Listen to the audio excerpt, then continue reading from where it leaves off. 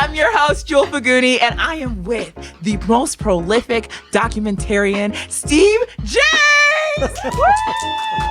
He is the creator of Hoop Dreams, The Interrupters, America to Me, Life Itself with Roger Ebert, and there's so much more. But I'm going to pass the mic to him to give a little bit, of an intro too. Well, I'm a filmmaker. Period. And I'm here, and I'm excited to be here and talking to you. Yes! Let's do it! All right, so we're going to talk about the responsibility of building a legacy. But before we dive in, let's do a quick drum roll, okay? Drum roll, please! We have our special, the Goblet of Smiles! Woo! So in this segment, you're going to pick a question, and the goal is for it to make you smile as well as the audience as well, all right? So pick a question, any question, and read it for the audience. This like matches your dress. Coordination. Okay, so I'm supposed to read this? Yes. I'm going to fish out my glasses. There we go. Do what you got to do. Do what you got to do. All right. What is the best piece of feedback you have ever received? Oh. Wait, this is good. So you're going to answer this, or I'm going to answer this? We're both going to answer this. So you start. Okay, you know what? Actually, this is really good, and I've been actually living by it. And somebody told me, and she was like, you need to know what you want before other people tell you what you want for you. So you basically make sure you're owning what you want to do. So that was the best feedback I got from me. And honestly, I use that especially when I'm trying to decide where I want to grow my projects, because I have to go after what my gut is telling me, not what other people want for me. So that's the best kind of feedback I've gotten so far.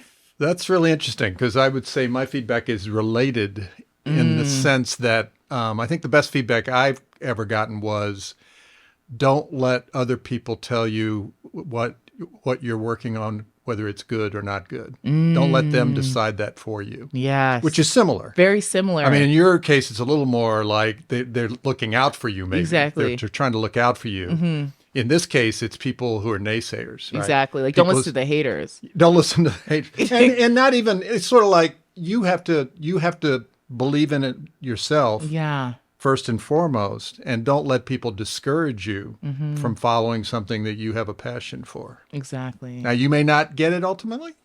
You may get it, but you'll never get it if you listen to people who say don't do it. Exactly. What's for you is for you. Yeah. Yes. So, Steve, let's dive in, okay? So we're talking about the responsibility of building a legacy. And we can only have this type of conversation because of all the work you've done in documentaries, in filmmaking. My first question is, you come from Virginia, yet a lot of your prolific work is in Chicago, from Hoop Dreams to Interrupters to America to Me. Why Chicago? Well, I ended up in Chicago, and part of the reason I ended up here was I needed to start a career, and my wife did not want to go to LA. Okay. She did not want to go to New York. Okay, period. So Chicago seemed like the place to go. But I had this idea for what became Hoop Dreams. And I thought, well, Chicago would be a good place to try to do that. What was that idea? When were you like, okay, I want to create Hoop Dreams? Well, the initial idea was much more modest than what the film turned out to be. The initial idea was to focus on a single playground court in the city where there are some young dreamers. Yeah. And maybe some guys who had come through and were dreamers, but no more. And maybe there was some great pro player who had come off of that playground that people aspired to. So the original idea was just going to be to focus on a single playground. And when we went out to do our initial shooting, we were looking to do that. It was also going to be a half hour long, and I was going to do it in 6 weeks. Are you serious? When it ended up taking 5, 7, even more years. Yeah, 7.5 years. Oh my goodness. How do you, as a filmmaker, I'm just curious, how do you stay on track or keep that patience as the story evolves over time? Well, I've done several films where I spend more than a year following story, right? And Hoop Dreams was the first. I love hanging out and following people around and getting to know them better and better and better. So when you're in the middle of doing a film like Hoop Dreams, I felt like, I'm living in somebody else's novel. Yeah. You know what I mean? Wow.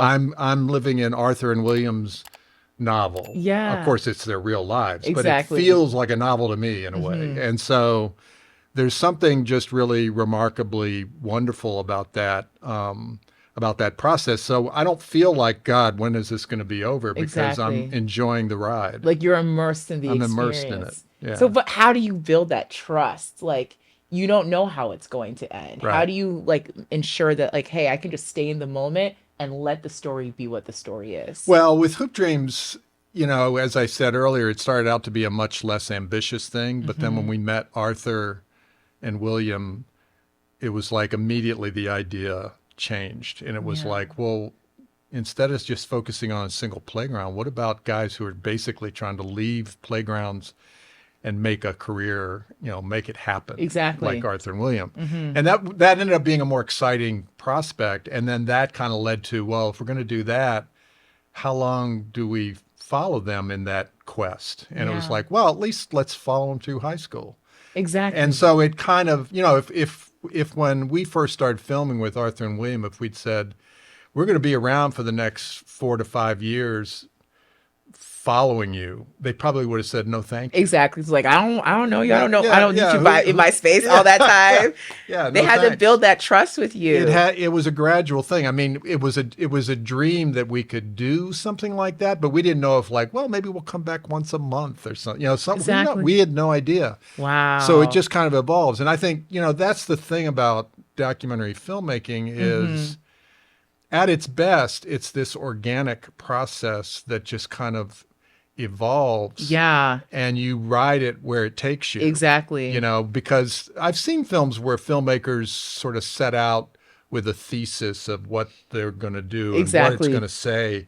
And by God, that's what they're determined to make. Like it has to be this way, or else it's Yeah. not what I That, need it. yeah, Yeah. that's what I set out to do. Mm-hmm. That's what I'm going to make. Yeah. It's like me, I'm like, God, that sounds boring. Yeah. I mean, I love that. why would you, if you kind of know what you want to say at the beginning, it's almost like, well, why even making it? I mean, it's like, Exactly. so that whole process of that organic process of discovery and seeing where it takes you is part of the real excitement of doing it and the reason to do it. And so, Mm-hmm. so Hoop Dreams just kind of mushroomed into a much bigger thing as it went along, and everybody was kind of along for the ride.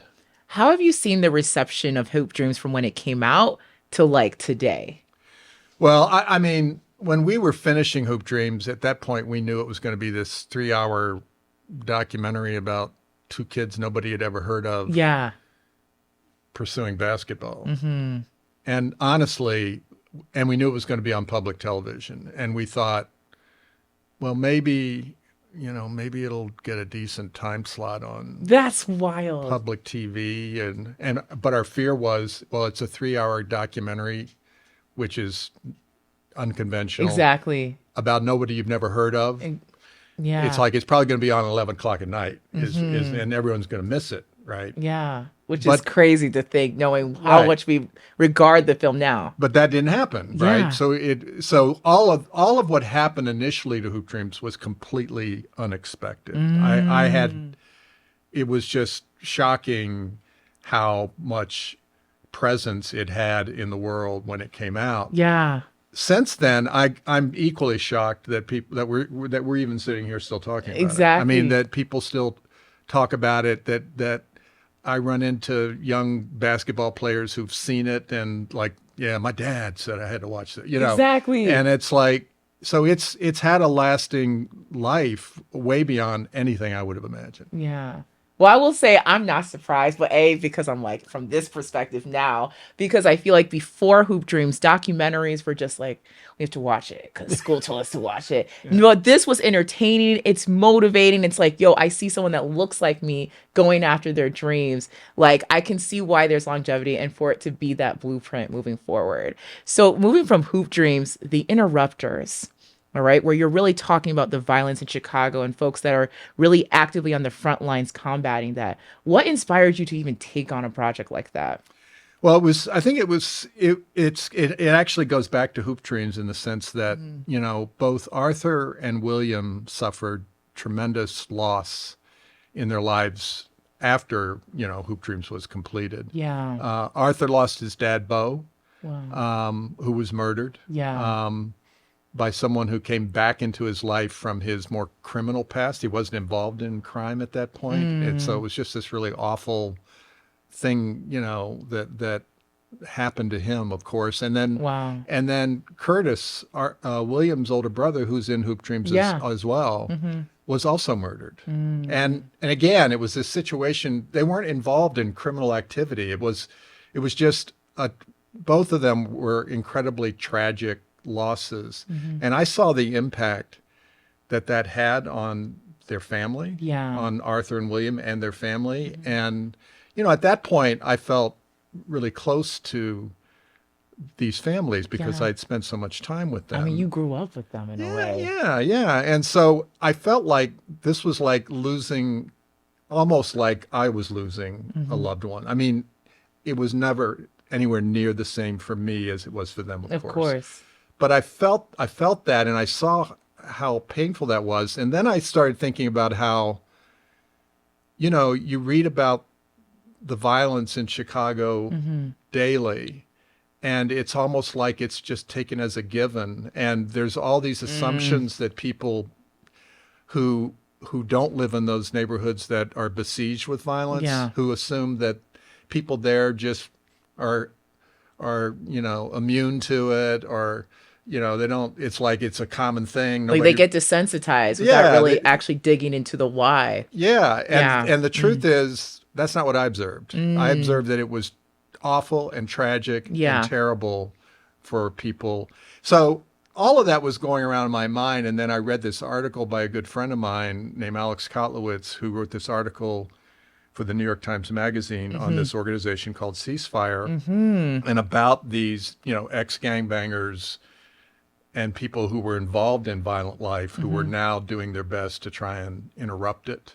And I just thought, well, I'd like to I feel like I want to do something on that and on people like that. And, a lot of times what motivates me to do a film is because I'm really bothered by something. I'm bothered by my own desensitization. I see an article about yet another poor kid lost in the streets. And I'm kind of like, well, that's today's article, and there'll be another one tomorrow. Exactly. And I was bothered by my own insensitivities about that and my own questions about that. And so this became a way of for me to try to come to understand this and understand something about some inspiring people who were trying to do something about it. And I figure, I feel like I'm a surrogate for the viewer. It's like that's a good way to frame it, because I'm going to go out there and sort of capture this so that people like me or other people who have no real experience directly with this can come to understand something about this. No, I'm just really glad that you wanted to,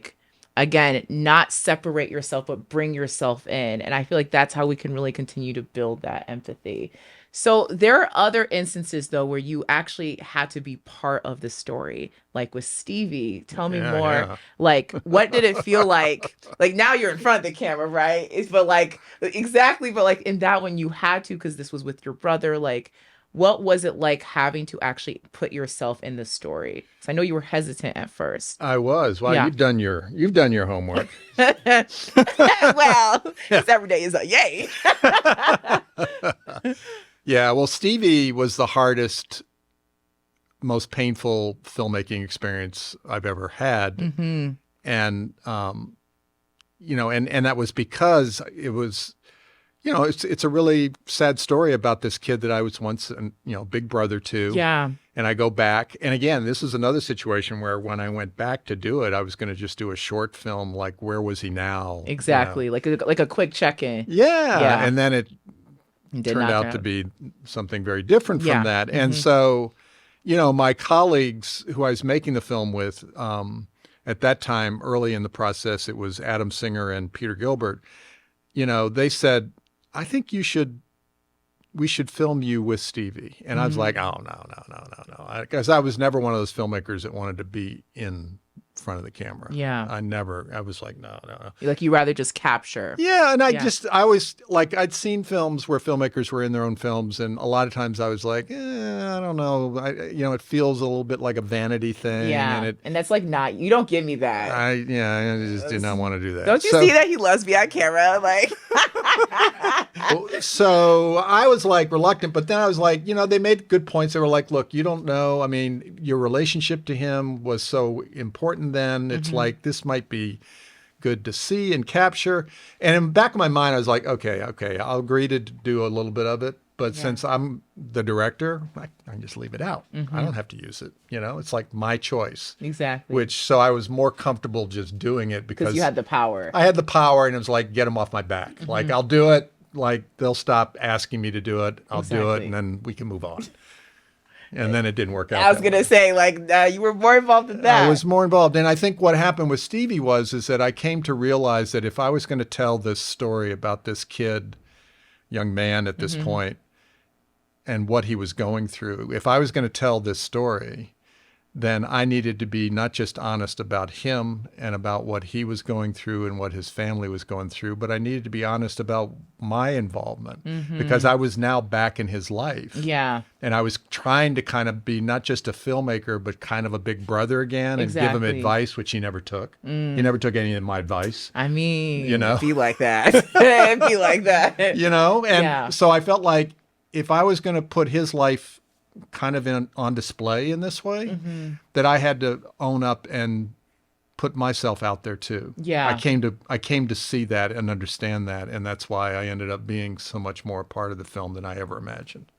And I also bring it up because I know you were very specific with the editor you brought on, because he really helped make sure it didn't come off apologetic, and it was more like, hey, I'm with you in this. How do you go about really building your team when you're creating your films? Like, how do you know, hey, this is the editor I want to work with? This is the person I'm scoring with. As a filmmaker, I'm very curious.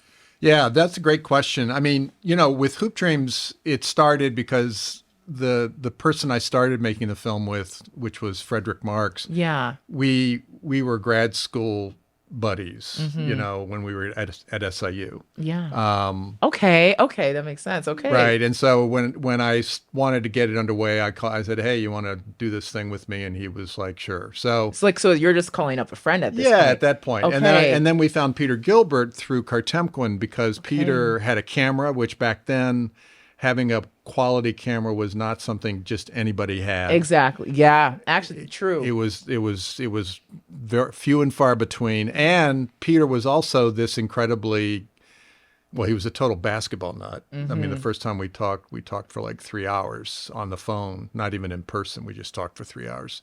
That's how you know. That's how you know. But he was also an incredibly talented cameraman, filmmaker. Wow. So, and so what's happened over the years is I worked with Peter again on some projects, but I find people that I enjoy working with, and then I just keep working with them if I can. Yeah, because so I've noticed some similarities in the people you work with. Yeah, because you find people that you work well with. I'm a firm believer that in documentary, unlike narrative film, if you're going to be good in documentary, you can't kind of be an asshole. Ooh. Period. I mean, because if you're kind of an asshole, then people don't want to be around you. Exactly. And you need to be able to be around people. And they need to want you around. Exactly. Because they will find reasons to not have you around if they're not enjoying it. So they got to enjoy it. And so I need to not be an asshole. Yeah. I also want to work with people who people like being around too. And if they like being around them, chances are I like being around them. Exactly. So I try to find talent. I try to find talented people who are good people, but people who can relate to people too, that have a rapport with people. And those are the people I work with. And once I find people that fulfill that, I want to keep working with them if I can. And it doesn't mean I don't work with new people. I do. Yeah. And then new people come along and I'm like, oh, this person's great. You just kind of build your community. Yeah. Exactly. Yeah. So I'm glad you brought up the importance of people needing to and wanting to be around you. How do you balance basically making sure that people are well represented and you're telling their story, but also making sure you're not exploiting them? How do you kind of define those lines? Well, I think about it. And I think, ultimately that whether a film exploits someone or not is ultimately decided not by me. To some degree, it's decided by the subject in the film. Did they feel exploited when they get to the That's end of true. this process? Do they wish they hadn't done it? That's the worst thing I could hear. Is if I get to the end of a process with someone who I'm really following, Yeah. and then have them say, "I wish I had never done this." That would be heartbreaking for me. Yeah. Wow. So that's part of what decides it. But the other piece of it is the viewer Yeah. decides. They watch this thing and they decide, what were the intentions here? What is this filmmaker doing, telling this story? Why are they telling this story? How are they telling this story? Yeah. Those kind of, it's so I can shout till I'm blue in the face, I'm not exploiting. Yeah. But if the subject feels that way, or people watching the movie You feel can't that really way, argue with that. it's kind of like, doesn't matter what I think. Exactly. I mean, it matters in the sense that I think about those things and I try to conduct myself in a way. Yeah. I like to say that at the end of every day when I'm filming, I want to feel like when my head hits the pillow that I've been a human being that day.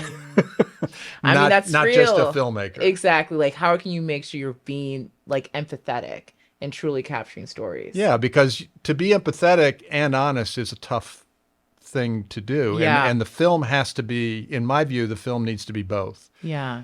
I think one of the things I've come to realize over the years in terms of how I want to approach filmmaking Yes. is that I want people to understand why people do what they do. Yes. And sometimes they do things that I feel and the viewer watching may feel like, oh, you're doing the wrong thing here, right? Yeah.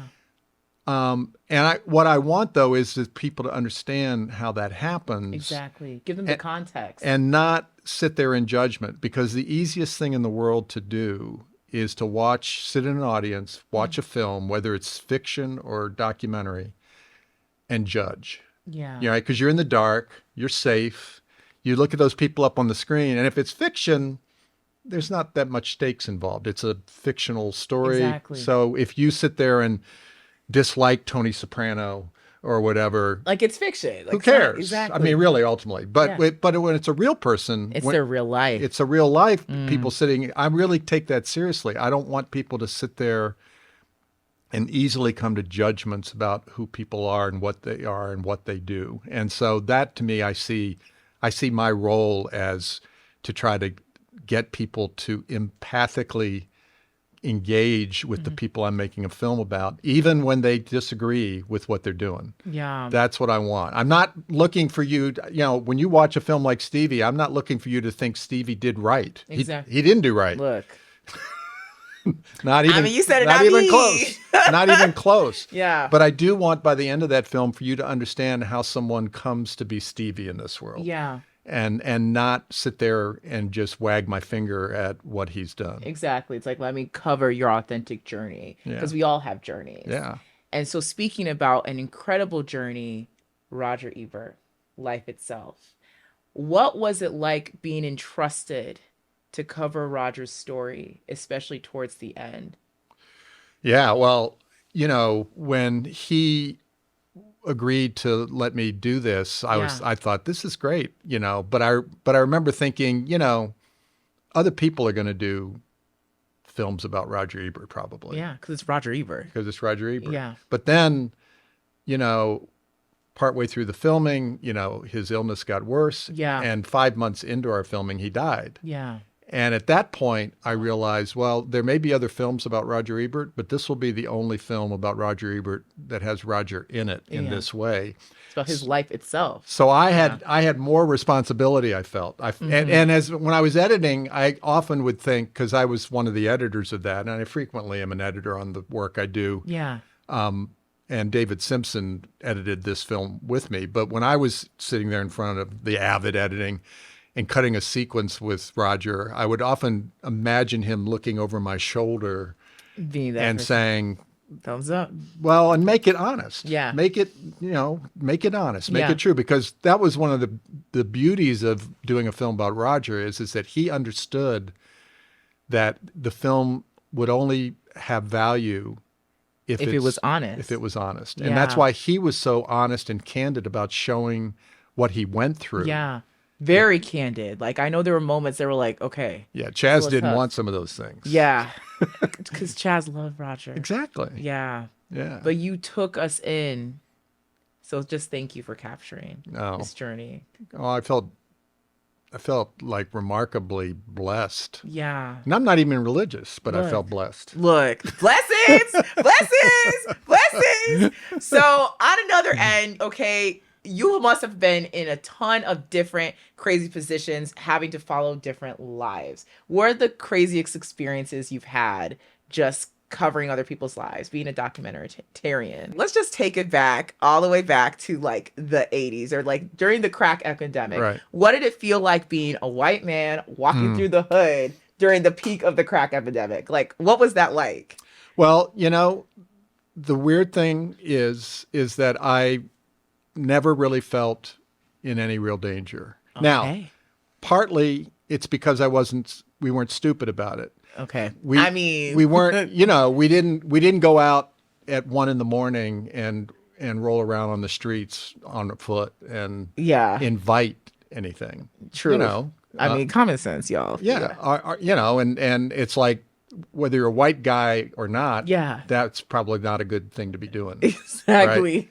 So we were, but the other piece of it though is that when people understand, what I found is that when people in tough neighborhoods Yeah. understand why you were there, and are supportive of why you were there, Yeah. then the level of acceptance is kind of incredible. And so at a certain point with Hoop Dreams and Yeah. with the Interrupters, Yeah. people understood what we were about and what we were trying to do, and What so you stood for, what the purpose was. the Yeah. purpose, and they supported that, and so they were receptive. It didn't mean that we didn't have some tricky situation on Hoop Dreams. Like if we were filming and a guy ambled up to us and said, "How much you think that camera you got there is worth?" We knew it's probably time to go. Ooh. Skirt. you know. And there were a couple of slightly dicey situations on the Interrupters. Yeah. Probably the diciest was when there was this young woman named Capricia that we follow Yeah. in the series that Amina Matthews is working with. Yeah. And we were filming with Capricia one day when she was staying at this home. And you see the scene in the film where these guys that are really angry at her and mistreating her come to her window, and they're yelling All at there, her and all yeah. this stuff. When she went to leave, one of those guys came up, and we were with her. And so Zach and I, we were like, dude, Like, just back up. Yeah. Yeah. I mean, we didn't threaten him or anything. Yeah, we were just like, But we yo, were just kind of like, space. you need to chill. I mean, Yeah. it's like, what are you doing? And it helped that there were two of us. Exactly. I was gonna say, because imagine Stevie like back up. It's like, I think not. I'm like, it's about to pop up. Exactly. Yeah. Dang. I mean, one of my favorite experiences on Interrupters isn't in the film that's related to this, which was we were out filming one night with Kobe, and we were filming with this guy who is in the film, but he's not someone we filmed a lot with, so you may not remember him. But his name was Swanky, his nickname. Okay. Period. And he had a very kind of rough, gravelly voice. Okay. Period. And so, so we were out with Kobe and Swanky, and Yeah. we pulled up into a gas station to put some gas in Kobe's car. Okay. Right. So we're at the pump, and Kobe's getting gas, and me and Zach are just standing there, and we're all just chatting and talking and laughing and having a good time. And this cop sergeant pulls into the gas station. He gets out and he looks at us, and he kind of like, what's going on here? Because, we were in a neighborhood where you don't see a lot of white guys. Exactly. So you're probably like, what do you And think? who are these white guys having a big time with these two guys at the pump? Yeah. Right? So he kind of sidles over to us and he goes, oh, party at the pump, huh? And we're like, That's so. And we're like- it's giving microaggression. we're like, well, yeah, I don't know. We're just, We're just pumping gas. So then he left and he went inside, and Swanky goes, you watch. He's going to ask the woman at the cashier. he's going to ask, like, does she know what's going on here? And sure enough, we just watched him through the window, and Stop. he's talking to the cashier, and she's like, you know, she doesn't know. I mean, it's like we weren't That's regulars so at this, irritating. so it gets worse. Ooh. So then he comes out, and at the point where he comes out, another cop car pulls up and blocks our way out of the pump. And the Over just getting gas. and the sergeant goes,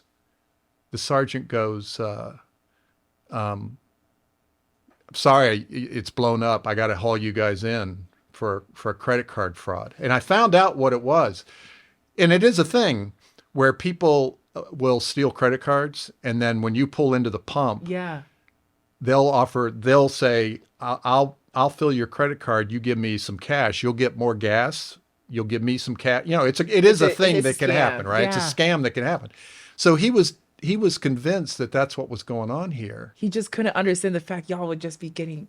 And so he goes, I got to haul y'all in. I go, what are you talking about? He goes, somebody called in on you. I go, that's bullshit, you know, because no one called in. So then this is one of my proudest moments as a filmmaker. I'm so ready. Come on, Steve. I said, Kobe, pop your trunk. So Kobe popped the trunk. I went and got the camera. Yeah. And Zach, I said, Zach, get your sound gear. So Zach put on his sound gear. I put the camera on and the sergeant goes, whoa, what's going on here? I go, well, we're doing a film for Frontline. Ooh, put them on Front Street for Frontline. Go ahead, Steve. Go ahead. And I said, so if this is going to blow up, I need to capture it. And you wouldn't believe. And then Swanky started going off on the guy, on the cop. He's like, yeah, this is really, bullshit. And then the cops, left. They left. That is. But then Swanky, I said to Swanky, because I knew that with these interrupters, they were always very careful with cops because cops could plant drugs on them. These are all guys with prison sentences and out on parole. It's like very fragile for them. Yeah, if a cop and the cops hated what these interrupt guys are doing. They called them hug-a-thugs. You know, that's what they were doing. That's crazy. And so you know, I knew that the interrupter guys were always really careful around cops. When cops showed up, they were very careful. They didn't want to do anything to piss off cops because they could really get hurt that way. Wow. And so I turned to Swanky. I said, man, you went off on that guy. I can't believe you went off on him like that. And he went, you know why I went off on him? I went off on him because I knew because you guys were here that nothing was going to come of this. Wow. And I could go off on him. And he said, man, he goes, that camera is more powerful than an AK. It is. I was just camera powerful than an AK. Quote that, because seriously, that's the power of filmmaking. Come on, I'm just gonna say, like, that's how you do it. Because again, notice that they were so ready to take you all in, and the moment you were about to put them on Front Street with that camera, they're like, OJK. And that, like, when we think about movements that's happening in this country, there is so much power behind the lens. Yeah. So much power behind the lens. So, like, wow, thank you for sharing that. That is, but also, that, like, you're a whole G. Like, okay, like, yo, pop the trunk. Like, I'm like, yes, that is so fire. So, you know, something that's, like, close to the present is America to Me. And shout out to my friend Charles, okay? Woo-woo! So Charles was one of the main characters in America to Me. I really like that you did that because it kind of showed the inequities in the school system, and especially for those that aren't used to seeing that perspective. What inspired you to, like, do America to Me? So, you know, I lived in Oak Park for 31 years, and my kids all went to OPRF, went to the high school. Okay. Right. And I, you know, living there as long as I did, I'm now living in Chicago, but living there as long as I did, you know, I noticed a real difference between Oak Park's idea of itself and that school's idea of itself and what I perceived to be the reality of Oak Park. And and Oak Park has a lot of incredible people and has done a lot of incredible things. There's no question. Of course. You know, it has a lot to be proud of. Yeah. But it also has that kind of inflated idea of what it is and what it's done. But for when my oldest son, who really struggled academically, was going through the school, I got to see firsthand what I saw as some of the inequities within the school system Yeah. there. But my son's a white kid. Exactly. So imagine. So, it didn't take much imagination to think, well, if my son is having these problems, what must it be like for black kids Exactly. who are in this situation, right? So for years, I thought it would be great to do something about OPRF, but I thought there's no way they'll let us in. How did y'all get in? We got in because this one teacher there who became a producer on the project, John Conney, Yes. he saw an interview that I did with the Wednesday Journal, the weekly paper, when the Ebert film came out. Okay. Where the last thing the reporter asked me was, "Is there some project you've always wanted to do that you've never been able to do?" And I said, "Well, I've always thought it'd be great to do a film about the high school here, but I don't think that'll ever happen." He read it. He reached out to me and he said, "It could happen." Manifestation. And he explained that the decision about whether we could do that film or not was not up to the principal. It wasn't even up to the superintendent of the schools. It was going to be up to the school board. And he said, and he was right about this, he said, there's a lot of new people on the school board who have run on the equity issue. So let's talk to some of them. Maybe they'll approve this. And so we went about systematically and got permission to do it. And so to go back to your question about like why, Yeah.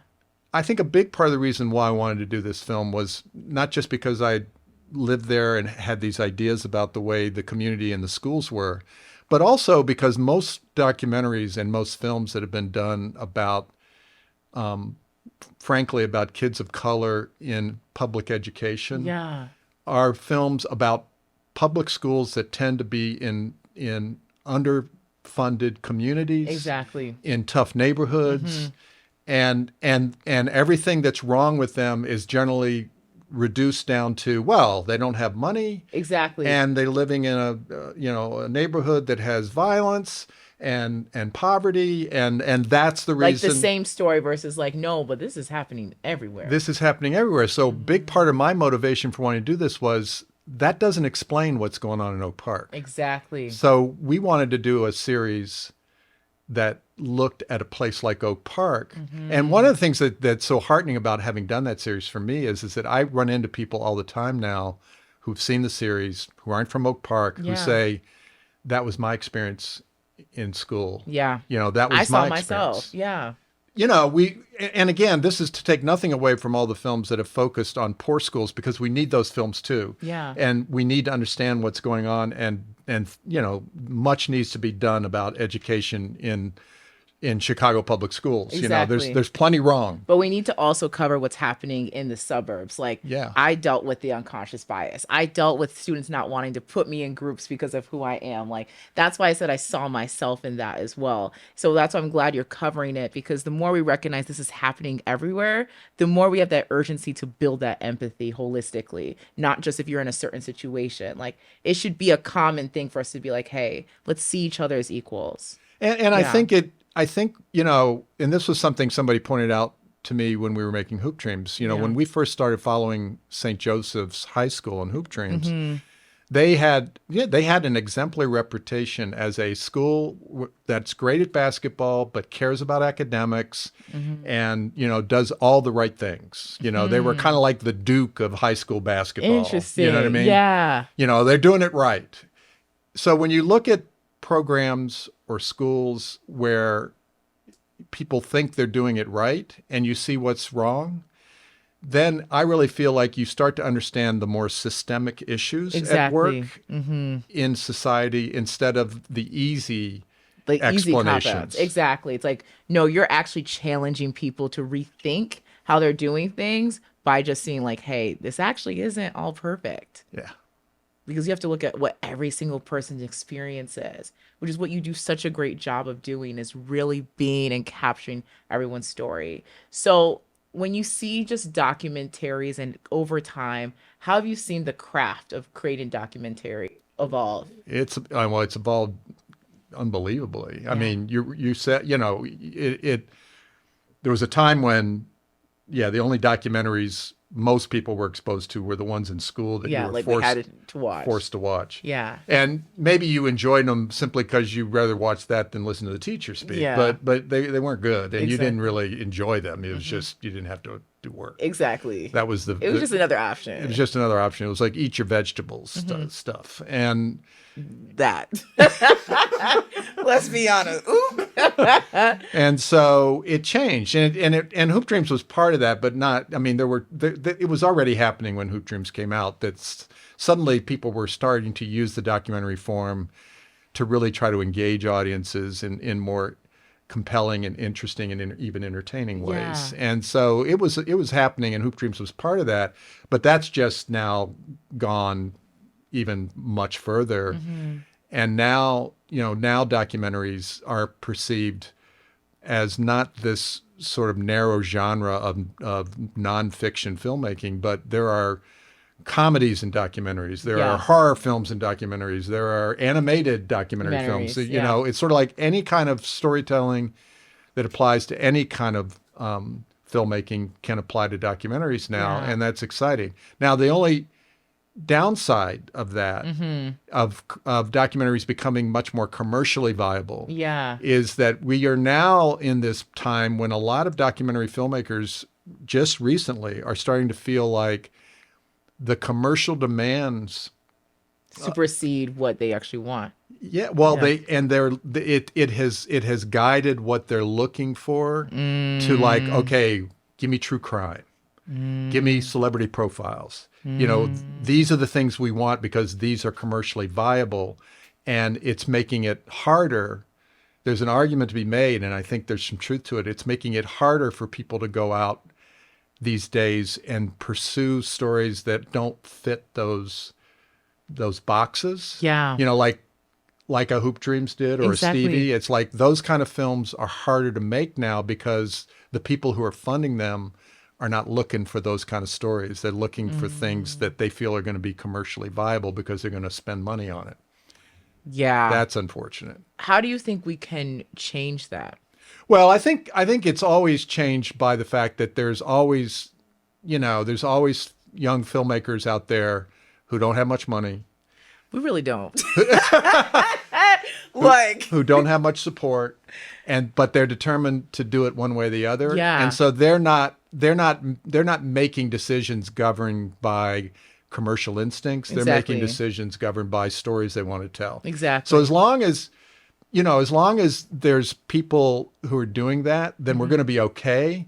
But, in the best of all worlds, you want those people supported in not to have to scrape by. I mean, when we did Hoop Dreams, it took us 3.5 years to get any real money. I was gonna just ask, how did you get the funding? We eventually got funding, but it was not anywhere near the level of funding for the amount of work put into it. But it took us 3 years of filming before we had something that people looked at and went, oh, okay, and were willing to really give us any money.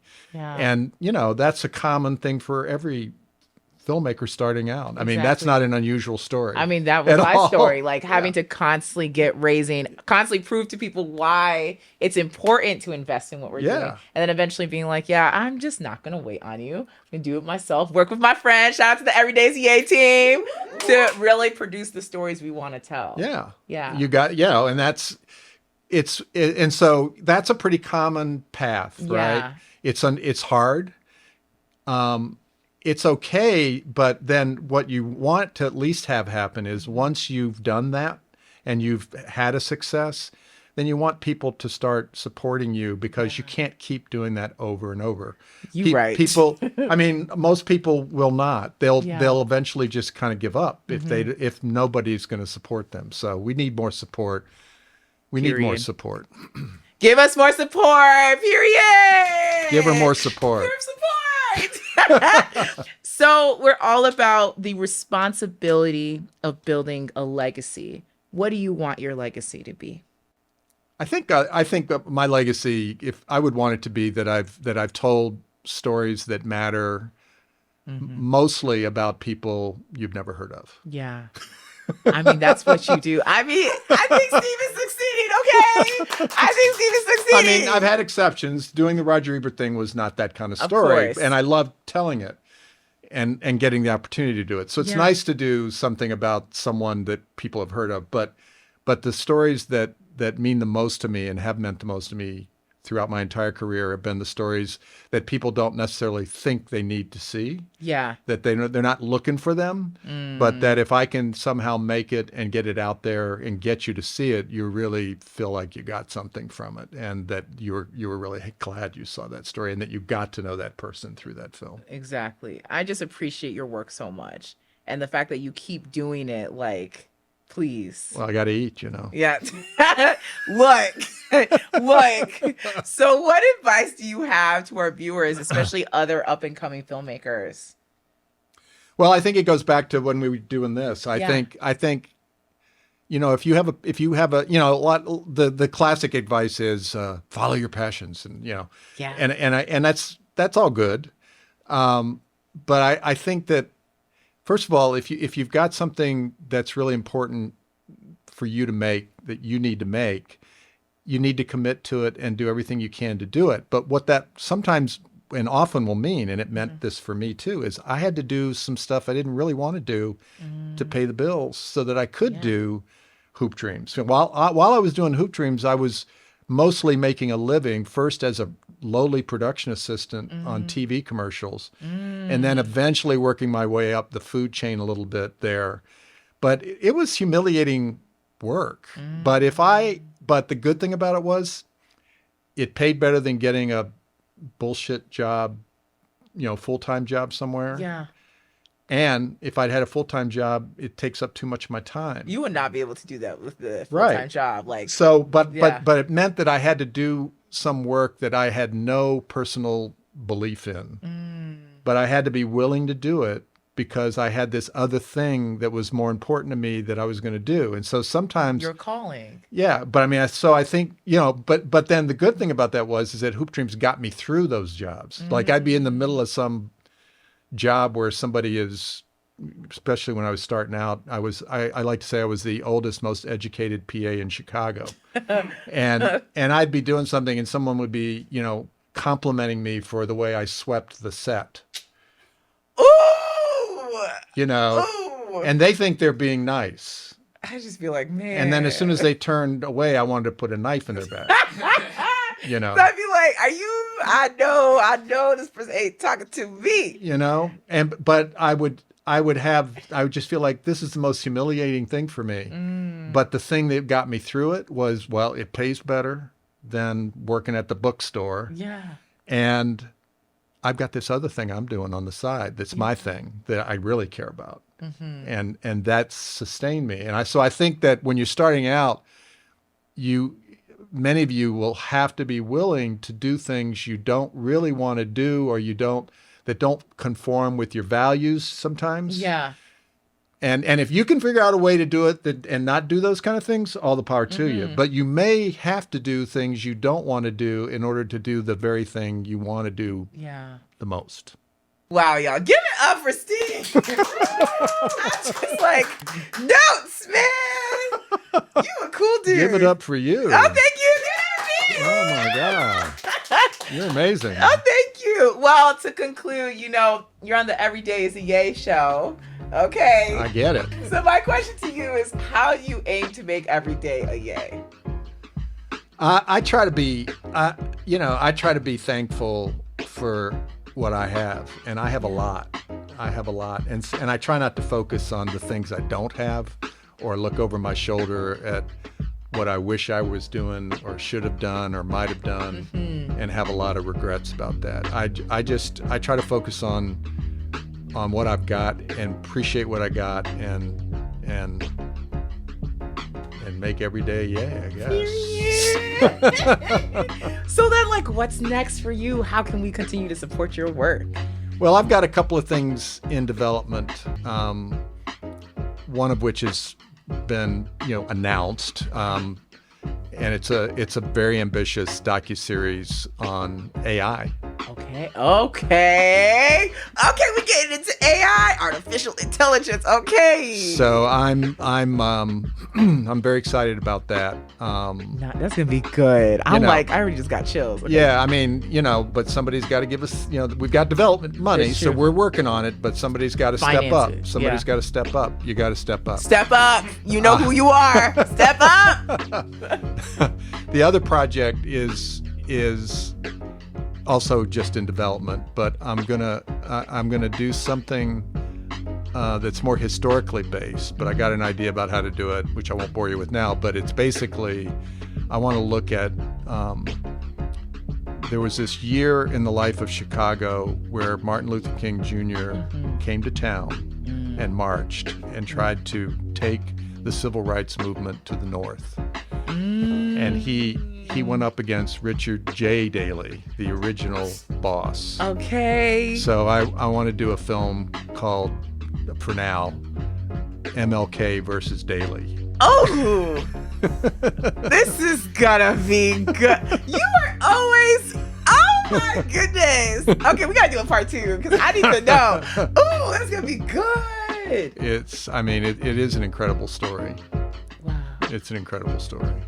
Okay. And I think it's a story a lot of people don't know about. Yeah. Again, like, you are just redefining not only the way that we are capturing documentaries, but also how we're seeing history. Like, that's actually engaging, I hope so. You are doing it, so, period. Well, with that said, give it up again for Steve. Thank you for having me. Thank you for having me. Of course. Thank you all again for seeing another episode of Every Day's Yay. And remember, you have the power to make every day a yay! Woo!